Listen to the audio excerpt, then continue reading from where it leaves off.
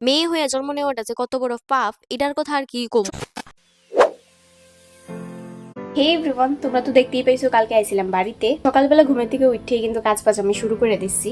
দেখতেই তো পাইতেছো সকাল সকাল কিন্তু আমি এদিকে কাজ করতে ব্যস্ত হয়ে গেছি, কারণ বাড়িতে আইসি অনেকদিন পরে আর বাবা তো একা একা কোনো কিছুই করতে পারে না। আমি যখন আইসি ভাবলাম যে কিছু তো পরিষ্কার করে দিয়ে যেতে লাগবে। আর সত্যি কথা বলতে কি জানো তো, তুমি মায়া হইয়া জন্ম নিছো মানে তোমার সবকিছুই করতে লাগবে। একদিকে সংসার সামলাইতে লাগবো আর অন্যদিকে নিজের কাজটাও কমপ্লিট করতে লাগবে। যখন তুমি সব দিক মানায় চলতে পারবা তারপরেও কখনো কখনো তুমি খারাপই থাকবে। আর এইটা না সব ক্ষেত্রে সেম হয় না, প্রায় ক্ষেত্রেই এমনটাই হয়। মা নেই আজকে 3 বছর হইতাছে। আসলে ওই মানুষটারই দেখলাম থাকতে কত কষ্ট করছে একটা সংসার গুছানোর লাগা। মেয়েরা নাকি খুবই শক্ত হয়, কিন্তু এই শক্ত থাকার পেছনে যে কত কান্না লুকানো থাকে সেইটা কিন্তু কেউই দেখে না, সবাই শুধু দায়িত্বটাকেই দেখে। আর একদিক থেকে চিন্তা করলে একমাত্র আমাদের মতো মিডল ক্লাস থেকে বিলংস করা মেয়েরাই একমাত্র জানে সংসারের মধ্যে টাকার গুরুত্ব কতটুকু। আর যেই মানুষটি বাবার টাকায় ফুর্তি না কইরা নিজে কামাইয়া নিজের সবকিছু করতেছে, নিজের শখ পূরণ করতেছে, নিজের স্বপ্ন পূরণ করতেছে, তারাই একমাত্র জানে যে জীবনে চলার পথে কত কিছুর সম্মুখীন করতে লাগে। একদিকে মানুষের নানান রকমের কথা শুনতে লাগে, আর অন্যদিকে নিজেরে সামলাইতে লাগে, নিজেরে বুঝাইতে লাগে, আর সবকিছু থেকে মানায় নিতে শিখতে লাগে। তোমরা সাথে কথা বলতে বলতে কিন্তু আমার পুরাপুরি অনেক কাজই কমপ্লিট করে নিছি।